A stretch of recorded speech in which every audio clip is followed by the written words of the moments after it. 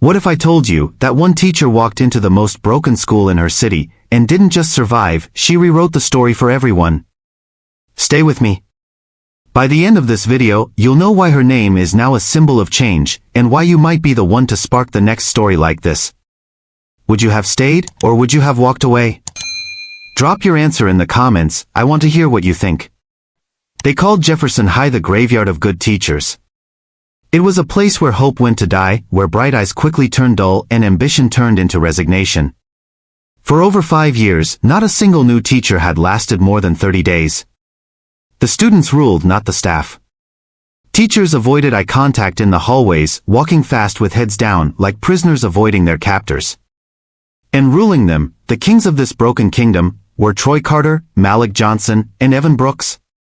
They weren't just popular. They were dangerous. Troy had a father on the school board. Malik's uncle was a police officer with connections in the neighborhood. Evan's mother was a local journalist who defended her son in every school meeting like a seasoned lawyer. Fighting them was a dead end. And yet, into this storm walked Claire Adams. She didn't look like a fighter. 26 years old. Thin frame. Clear blue eyes. Messy ponytail. She wore second-hand sweaters and carried a canvas tote bag with quotes from classic books scribbled in marker. When she introduced herself to the faculty, they barely looked up from their coffee. "Don't get too comfortable," someone muttered. The students noticed her the second she stepped into the hallway. She smiled at them. Greeted them by name when she could. Held the door for students running late. And the laughter began almost immediately. "Yo, who's Miss Sunshine?" someone whispered. Troy, Malik, and Evan had front row seats to this new show. First day in her classroom? Someone dropped gum into the pages of To Kill a Mockingbird. Someone else scratched vulgar words into her desk. By Wednesday, someone had scrawled a "Quit Now" I in red marker across the whiteboard before she arrived. During roll call, Evan muttered loud enough for everyone to hear, "We don't do homework here, princess." The other students laughed. The noise felt like waves crashing against her, daring her to break. But Claire didn't break. Instead, she picked up the marker, wiped the words off the board with slow, steady movements, and calmly said, "Good morning. Open your books to page 1. And that's when the first crack in their wall appeared. They wanted anger. They wanted tears. They wanted her gone. But Claire wasn't there to fight them. She was there to build something. Not fear. Not power. Hope. And hope is quiet at first. So quiet that no one sees it coming. But once it takes root, it grows in the dark. And Claire Adams was planting something no one else had the courage to plant in Jefferson High for a long, long time. The war didn't end that first week. If anything, it got worse. By the second month, Claire's desk drawers were being emptied, her lesson plans stolen, her lunch trashed, and cruel notes slipped into her tote bag. Notes that said things like, "Leave before we make you leave." The hallways turned into silent battlegrounds. Students watched with wide eyes but said nothing. They were waiting for the break. Everyone broke eventually. Jefferson High had taught them that. But Claire didn't break. And what no one knew was that she was recording everything. Her brother had taught her about discreet cameras. They were small, easy to hide between bookshelves or under her desk lamp. For weeks the cameras rolled. They caught it all. Troy cutting wires to the projector. Malik kicking over chairs when teachers weren't looking. Evan laughing while shoving smaller kids into lockers. The breaking point came on a rainy Thursday afternoon. One of the quiet students, Miguel, a shy kid who never spoke, accidentally bumped into Troy in the hallway. Books scattered everywhere. "Pick them up, loser," Troy hissed. When Miguel didn't move fast enough, Troy shoved him against the lockers. Hard. What Troy didn't know was that one of Claire's cameras had the perfect angle on the entire scene. That night, Claire didn't go home. She went straight to the principal's office. Principal Dalton, tired, overweight, fingers stained with coffee and ink, barely glanced at her flash drive. "Miss Adams, you're wasting your time." "Their parents." "I'll watch the footage," she said softly. And then she left it on his desk. The next morning, Claire arrived at school early. The hallways were quieter than usual. In first period, Troy wasn't smiling. Malik kept checking his phone nervously. Evan's usual cocky grin was gone. Before second period, all three were called to the office. It took only 24 hours for the footage to spread. The board saw it. The superintendent saw it. Even parents started showing up, no longer to defend their kids, but to apologize. No one could deny what the cameras showed. Not even the most protective parent could twist those images into excuses. For the first time in Jefferson High's recent memory, the powerful boys weren't untouchable anymore.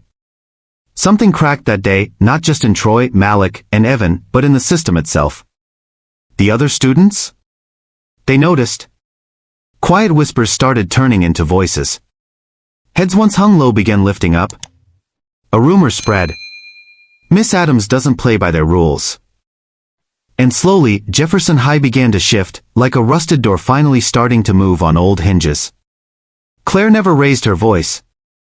Never slammed a hand on a desk. Never fought dirty. She fought with truth. And truth, when captured on camera, was stronger than any threat. By the end of that school year, Jefferson High wasn't the same place anymore. It didn't happen overnight. Change never does. It came in pieces. In small, stubborn acts of resistance against the way things had been. Teachers who once drifted through their days with hollow eyes started lingering after the bell, comparing lesson plans, debating literature, laughing at bad jokes in the break room.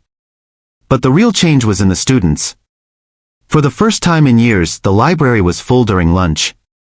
Not because anyone forced them, but because they wanted to be there. Notebooks replaced fights.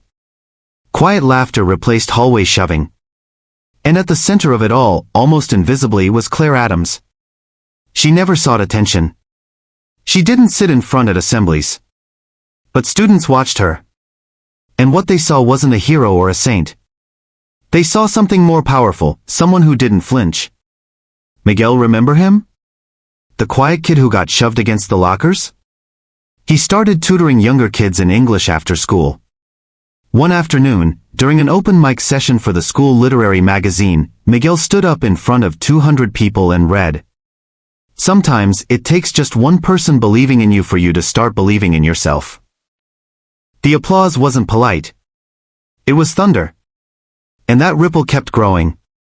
Troy Carter, the untouchable son of a school board member, was seen one afternoon crouched next to a wall he'd once defaced, scrubbing graffiti with a brush in one hand and shame in the other. Malik Johnson, once feared on the basketball courts, started showing up early to help the freshman team run drills. Evan Brooks, who used to laugh at everything, now stayed late in the computer lab editing pages for the school yearbook, quiet, focused, present. The punishment Claire chose for them wasn't suspension or expulsion. It was harder to stay. To sit with the consequences. To rebuild with their own hands what they had helped break. Accountability, not revenge. But here's the thing about rebuilding, it's contagious. One by one, more students started raising their hands in class. Asking questions. Sharing ideas. Whispers turned to conversations. Conversations turned to plans. Over the summer, something no one predicted happened. The local community center, once struggling to find volunteers, was overflowing with students. Study groups popped up. Mentorships formed. For the first time in Jefferson's history, the waiting list wasn't for detention, but for leadership programs. And then came the plaque. On the first day of the next school year, something new appeared in the faculty lounge. A framed black and white photo of Claire Adams, caught mid-laugh, holding a worn book to her chest like it was a shield or maybe a torch. Beneath it, a small inscription, almost too modest for what she'd done. Real change doesn't come from punishment. It comes from people who refuse to give up. People didn't whisper her name anymore. They said it out loud like a promise. Jefferson High would never be perfect. No school is. No community is. But it wasn't broken anymore. It was under repair. And that's all it takes for hope to breathe again. All because one young woman walked into the graveyard of teachers, refused to flinch, and planted something stronger than fear. Belief. And belief? Belief changes everything. Jefferson High didn't become a perfect school. No fairy tales here. But it became something better. A place where mistakes didn't define you, but where courage did. A place where the ones who used to break others learned how to build instead. A place where silence was replaced by voices. Not loud, angry voices, but steady ones. Brave ones. Voices that believed again. And at the heart of that change wasn't a superhero. Just a young teacher carrying old books, wearing second-hand sweaters, and armed with something nobody expected. Faith. Faith in people. Faith in change. Faith that even the worst stories can still be rewritten, if someone refuses to give up. And because of that, Jefferson wasn't broken anymore. It was becoming. And maybe so can we. If this story gave you hope, don't just scroll away. Like, subscribe, and share it with someone who's fighting their own battles right now. More powerful, true stories coming soon. Let's build something better together.